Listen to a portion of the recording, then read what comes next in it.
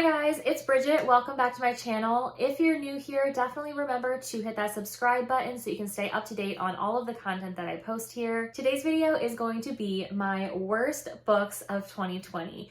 And I am so excited for this video because these are honestly my favorite videos to watch of other people's. I feel like when you look through people's like best of lists, all of the books that you find on there are generally the same books. There is some variation, but in general, everyone likes the same books that came out that year. If it's a really popular book, chances are someone's going to like it. But for the worst books, the reasons for people hating books is just like so vast and so diverse, and it could be for any number of reasons, and I love it. And to be fair, not all of these books are actually terrible books. I mean, I think a lot of them are actually pretty popular, or some of them are classics, but for me, they were either really disappointing or just books that I struggled to get through. I'm sorry if any of these are books that you love. I'm not trying to make you feel bad about it. These are just my own personal opinions, and honestly, if you can find enjoyment out of these books, that's awesome. I really wish that I could have, because I wouldn't have picked them up if I didn't have really high hopes for them. So without further ado, let's just dive right into the list. The first one on this list is a classic, and it's one that somehow I avoided reading all throughout high school, and that is The Lord of the Flies by William Golding. First off, for some reason, I had it in my head for years, basically my whole life, that this book was about a group of boys who crash in the Arctic and end up eating each other. I thought it was about cannibalism. So the whole way through this book, I'm waiting for the moment when they all turn on each other and start eating humans. That is not at all what this book is about. I mean, they do crash land on an island though, and there is absolutely no cannibalism involved. So I have no idea when that thought entered my head, but I was just like shocked that that wasn't part of the book. The book is actually about a group of boys who crash land on an island, and they basically descend into their primal selves, and it just descends into anarchy and like survival of the fittest, and just did not like it. I didn't like any of the boys. I wasn't rooting for anyone. There was a lot of like philosophizing going on, and it was just boring to me.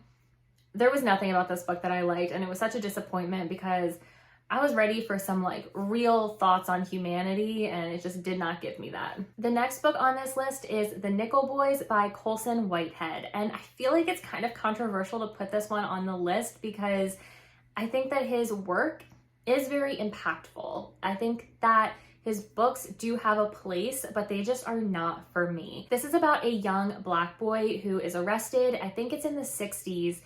And he is sent to a correctional facility, and it's all about the abuse that he faces there, and also just about like racism in America in general. This is a book that I really wanted to make me feel a lot of emotions while I read it, and I just ended up feeling like I could just like take it or leave it. Like I was reading a report and not like a story that was supposed to make me feel something. I do think that this was based on a true story maybe, and objectively, the stuff that was portrayed in this book was horrible and horrifying.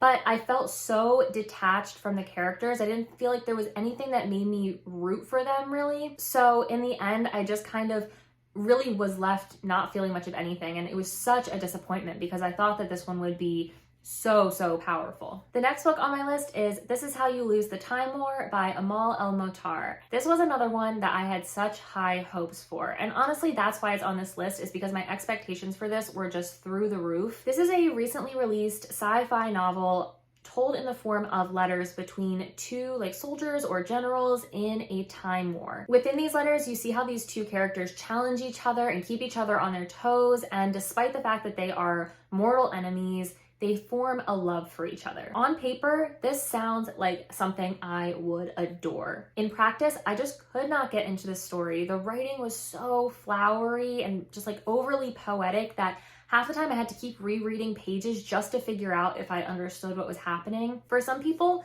you may love that. You may love that flowery language, but for me, it just completely took away from the story. And that honestly is what really made this a disappointment for me. I think that I ended up giving it 3 stars, so it wasn't terrible. I could see the literary merit of it, but just as for like story-wise, it was not at all what I was looking for, and it was one of my most disappointing books of the year for sure. The next book that I read in 2020 that just did not work for me was An Extraordinary Union by Alyssa Cole. This is a romance novel that takes place during the Civil War in the American South. It follows our protagonist, and I honestly forget her name, I didn't look it up, but She is a free Black woman who is undercover as a slave to help the Union's cause. While undercover, she comes across a Confederate soldier who turns out is also undercover working for the Union, and they end up working together as spies for this war. Obviously, since it's a romance novel, they end up falling in love. There's lots of steamy scenes and like sexual tension. However,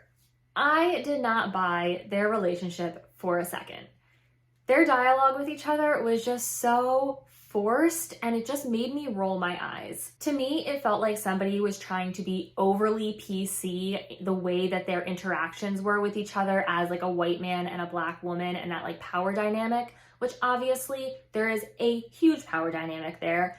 But the way that their conversations were going, for people living during like Civil War era, I was like, there's no way anyone would talk like this. Also, one thing that just really bothered me about this book is that she is supposed to be this awesome, undercover, badass spy who's putting herself in these dangerous situations for the good of her people and the country as a whole. But whenever the male spy, I think his name was like Malcolm or something, whenever he would come into the picture and they would be in a room together and he would have to play the part of a Confederate soldier, he would obviously say things like pro-slavery, like things that a Southern Confederate soldier would believe to gain the trust of the people around him.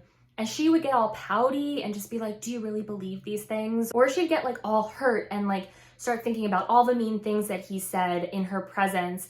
And I'm like, if you're supposed to be this awesome like undercover spy with the fate of the country on your back, you're gonna not be offended by that. You're not gonna be like sitting in a corner crying about stuff that this guy is saying. So it just really bothered me. I feel like that dynamic made her seem weaker as a character when she's supposed to be this like really cool, independent woman during the Civil War era. So, I mean, I know it's just like a silly romance, but I really want more out of the romance novels that I read. The next book on this list is Upright Women Wanted by Sarah Gailey. This book sounded so cool when I picked it up. It's basically like a dystopian future, and the US has kind of devolved into the Wild West again. And you have a group of like librarians, I guess they're called, who travel around to the different towns and they distribute the propaganda of the state, like what's acceptable to read, what's on the approved list, what's no longer acceptable, and what's considered banned. Our main character tries to join up with these librarians after she runs away from her town and her home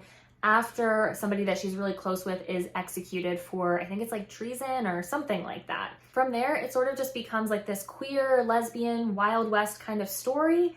And I thought that sounded awesome, not like anything I've ever read before. However, our main character, and again, I don't remember her name. I honestly didn't really look up any of the characters' names for this video, but regardless, she was annoying.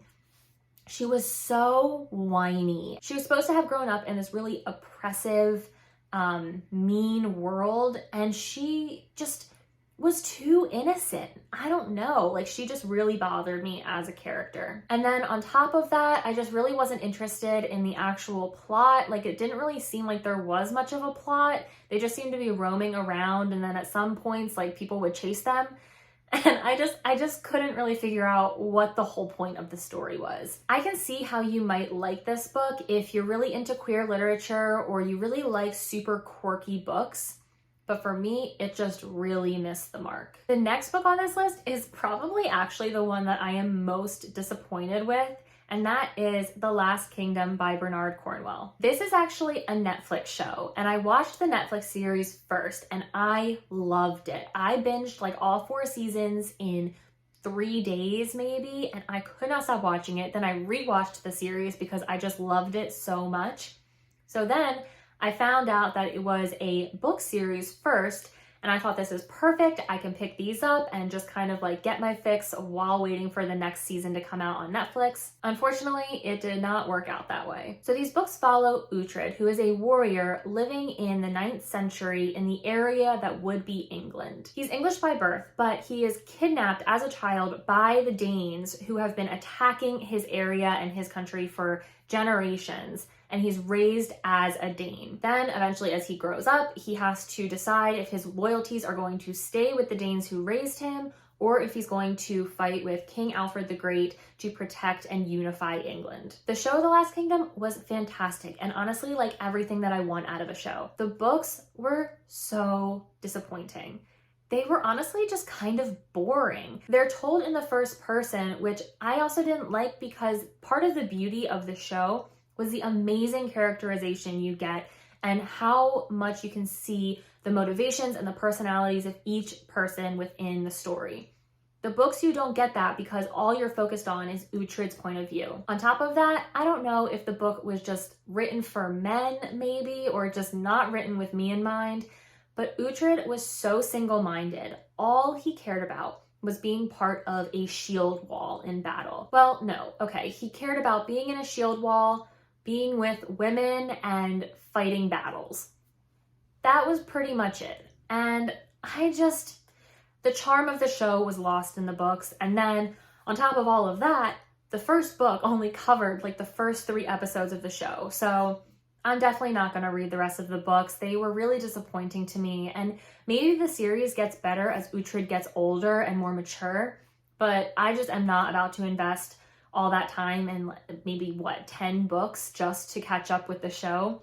I'll just wait until the series comes out and I'll be happy with that. Next is The Salt Path by Raynor Winn. I honestly feel a little bit bad putting this one on here because it is a memoir of this woman's personal experience, but I just really felt very strongly about it. The memoir follows Raynor and her husband after they lose everything to a bad investment. At the same time, Raynor's husband, Moss, is diagnosed with a terminal illness. So what they decide to do, as you know, all normal people do, is sell all of their possessions and walk the southwest coastal path along the coast of England. I really thought that I would love this. It sounded so promising to me, especially because I really loved Wild by Cheryl Strayed. Both of these are supposed to be books about like leaving everything and going on a hike through the wilderness to find out more about yourself and what you want out of life, but this one just really was not that. I think that my biggest issue with this one was that these people just seemed really irresponsible, and I just could not support their decisions. To kick it off, they lose everything from this bad investment and this court case that happens,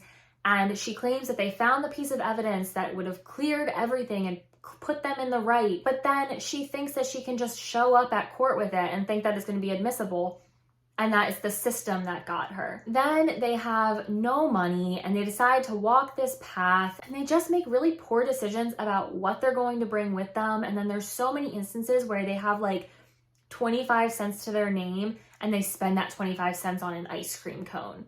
I'm like, what are you doing? What are you doing? You need to survive and you're spending this money on an ice cream cone, and I'm supposed to feel sorry for you that you're in this situation? Also, the book was just way too long. It was so repetitive.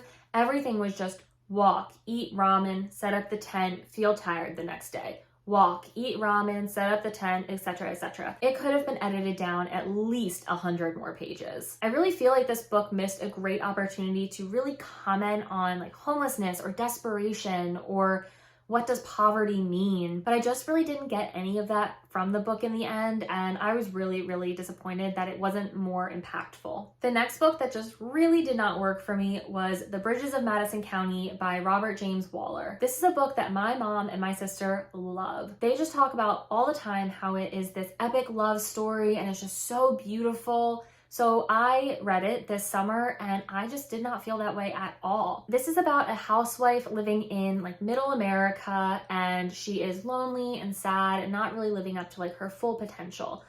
One week when her family is gone, she comes across this photographer, and the two of them instantly hit it off and have this like deep emotional bond with each other. While her family is out, the two of them have this like crazy passionate affair, and they realize that they are basically soulmates. There was just a lot of things about this that bothered me. One was that this woman could not be fulfilled by anything in life except for this man who shows up on her doorstep. Two, that after like a day, they would feel like they knew each other better than anyone in the world. Three, there was a line in the book that really, really just kind of set me off. I think it was something along the lines of like, he knew her better than any man has ever known a woman, or something like that.